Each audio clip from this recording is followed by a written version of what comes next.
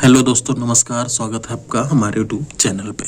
दोस्तों, जैसा कि मैं आपको बताने जा रहा हूँ कि पर्सनल लोन से रिलेटेड आपको हम जानकारी देने जा रहे हैं दोस्तों कि क्या क्या समस्याएं आती है, क्या क्या समस्या नहीं आती है आपको लोन लेने में पर्सनल। तो सबसे पहले क्या करना है आपको दोस्तों, मैं सबसे पहले आपको एलिजिबिलिटी बता देता हूँ। दोस्तों, पर्सनल लोन कौन ले सकता है, इसकी एलिजिबिलिटी क्राइटेरिया क्या है, तो उसकी जानकारी मैं आपको देने जा रहे हैं दोस्तों। तो सबसे पहले क्या करना है दोस्तों, क्योंकि हर बैंक का पर्सनल लोन में अलग अलग नियम होता है दोस्तों। तो पर्सनल लोन से संबंधित ये टॉपिक मैं बताने जा रहा हूँ दोस्तों। सबसे पहले क्या होना चाहिए पर्सनल लोन के लिए, कौन अप्लाई कर सकता है दोस्तों पर्सनल लोन के लिए। तो सबसे पहले मैं पॉइंट वाइज आपको बता देता हूँ दोस्तों। तो सबसे पहले वो इंडियन होना चाहिए पर्सनल लोन लेने के लिए। दूसरी से कई लोग इसमें कहते हैं कि जो एज होता है दोस्तों, ये सारा चीज़ मैं आपको ट्राई करके बता देता हूं दोस्तों कि क्या क्या समस्या होती है, क्या क्या होना चाहिए आप पर्सनल लोन लेने के लिए दोस्तों। तो सबसे पहले कि जो एज होती है दोस्तों, ये माना जाता है 21 साल से लेके 67 साल तक, ये अप्रॉक्सीमेट ये माना जाता है। लेकिन दोस्तों, सिचुएशन अलग अलग हो सकती है दोस्तों। हो सकता है वो रिटायर हो चुके हैं, तो वहाँ 60 से एबव एज होगा तो उनको पेंशन लोन मिल सकता है। पेंशनर के लिए पर्सनल लोन होता है। पेंशनर के लिए आप पेंशन भोगी हैं दोस्तों जिसको, तो उनको पेंशन लोन मिल सकता है दोस्तों। उसके बाद तीसरी चीज़ क्या मैटर करती है, जो सिबिल स्कोर होता है दोस्तों, वो हर बैंक का अलग अलग डिसाइड होता है उस क्राइटेरिया के हिसाब से। क्योंकि अब ज़्यादातर क्या होता है कि सिबिल स्कोर के हिसाब से ही जो इंटरेस्ट रेट होता है वो डिसाइड होता है दोस्तों। अगर सिबिल आप स्कोर अच्छा है तो आपको जो इंटरेस्ट रेट रहेगा वो थोड़ा कम लगेगा। अगर ख़राब है इंटरेस्ट रेट तो जो इंटरेस्ट रेट होगा वो ज़्यादा हो जाएगा दोस्तों।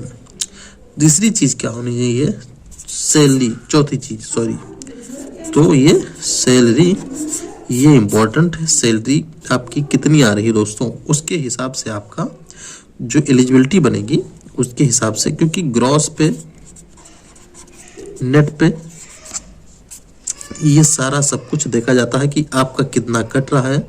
तो जो सैलरी एलिजिबिलिटी निकाली जाती है दोस्तों, वो आपका जो नेट पे होता है उसके आधार पे निकाली जाती है दोस्तों।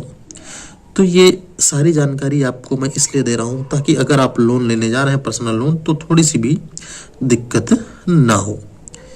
तीसरी चीज़ होती है दोस्तों, पर्सनल लोन मिलता कितने समय के लिए है। अगला चीज़ पांचवी चीज़ मैं आपको बताता हूँ, ये 5 साल के लिए भी मिलता है, 6 साल के लिए भी मिलता है। कुछ पहले क्या था स्थिति कि पहले 5 साल के लिए था, अब इसका टाइम बढ़ा के आप 6 साल के लिए हो चुका है दोस्तों। ऐसा कोई वो नहीं है कि हम 6 साल के लिए नहीं है, 5 साल के लिए भी आपको मिल सकता है दोस्तों। आपको इसमें थोड़ी सी राहत मिल जाएगी। 5 या 6 ईयर टोटल 72 EMI बनती, 72 EMI और यहाँ 60 EMI। तो ये 6 साल के लिए और ये 5 साल के लिए दोस्तों। उसके बारे में हम बात करें दोस्तों कि डॉक्यूमेंट क्या क्या चाहिए पर्सनल लोन के लिए। तो डॉक्यूमेंट क्या क्या चाहिए पर्सनल लोन के लिए दोस्तों, ताकि आपको कोई भी दिक्कत ना हो। तो डॉक्यूमेंट जो इसको रिक्वायर्ड है, ये डॉक हमने लिख दिया शॉर्ट फॉर्म में।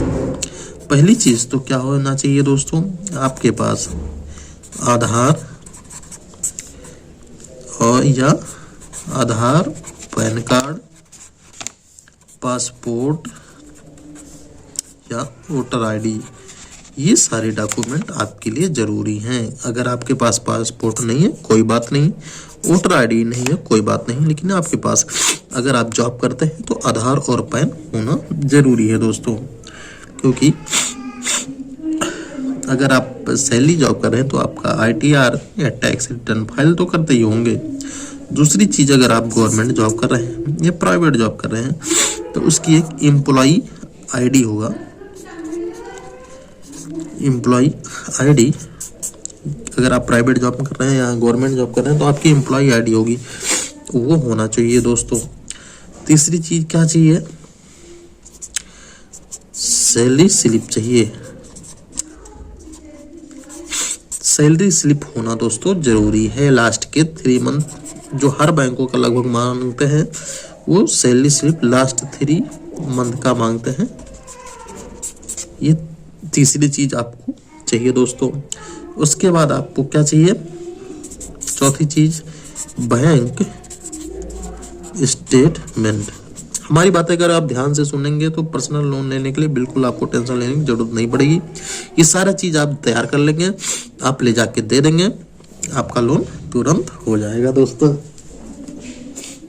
उसके बाद हम दोस्तों अगर बात करें तो बैंक स्टेटमेंट, अगर आपके पास पासबुक है तो आप वो भी लगा सकते हैं, पासबुक भी लगा सकते हैं दोस्तों। अगर आपके पास और भी डॉक्यूमेंट अगर आपके पास अवेलेबल है कि ज्वाइनिंग आपकी कब हुई थी, तो ये सारी चीज़ से आपका क्लियर हो जाएगा दोस्तों। तो जिससे पर्सनल लोन लेने में आपको काफ़ी आसानी होगी दोस्तों। आपको बार बार ले जाने की जरूरत नहीं पड़ती दोस्तों। एक चीज़ मैं और तो क्लियर कर देता हूँ, कुछ लोग कहते हैं कि फॉर्म 16 चाहिए और कुछ लोग लास्ट 3 ईयर के स्टेटमेंट मांग लेते हैं। अगर आप फिर ये सारे डॉक्यूमेंट आपको फॉर्म 16 या लास्ट 3 ईयर का स्टेटमेंट दोस्तों, फॉर्म 16 और लास्ट या 3 ईयर का स्टेटमेंट, तो ये सारे डॉक्यूमेंट आप तैयार कर लें। आप लोन लेने जा रहे हैं तो ये चीज़ें क्लियर हो जाएंगी दोस्तों। चलिए मैं आपका एक बार रिवीजन करा देता हूँ। सबसे पहले तो इंडियन होना चाहिए दोस्तों, फिर एज 21 से 67 के आसपास होनी चाहिए। पेंशन अगर धारक हैं तो आप 60 साल से ऊपर है तो आप पेंशन के लिए पर्सनल लोन मिल जाएगा दोस्तों। आपका सिविल स्कोर अच्छा होना चाहिए, 75 के ऊपर होना चाहिए दोस्तों। सैलरी स्लिप आपके पास अवेलेबल हो दोस्तों, सैलरी स्लिप आपके पास अवेलेबल होना चाहिए दोस्तों। आपकी अच्छी खासी अगर इनकम आती है तो और भी अच्छी बात है, उतना सैलरी आपको लोन ज़्यादा मिल जाएगा। और आप 5 या 6 साल के लिए भी आप लोन करवा सकते हैं दोस्तों।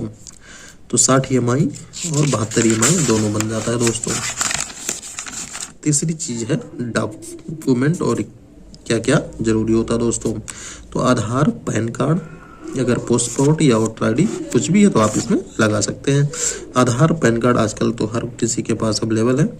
एम्प्लॉय ID अगर आप जॉब करते हैं। सैलरी स्लिप आपका होना चाहिए, लास्ट के 3 मंथ का सैलरी स्लिप होना चाहिए। बैंक स्टेटमेंट होना चाहिए, पासबुक होना चाहिए दोस्तों। और अगर आपके पास फॉर्म 16 है दोस्तों, या मैं ऊपर लिख देता हूँ, फॉर्म 16 और ITR 3 ईयर का होना चाहिए, लास्ट 3 ईयर का। इसमें से कोई भी एक चीज़ अवेलेबल हो, आप अपने यहाँ से लोन लेने जा रहे हैं वहाँ संपर्क कर लीजिए कि हमारे पास ये अवेलेबल है, मैं ये आपको दे सकता हूँ। तो इससे लोन लेने में आपको आसानी हो जाएगी दोस्तों।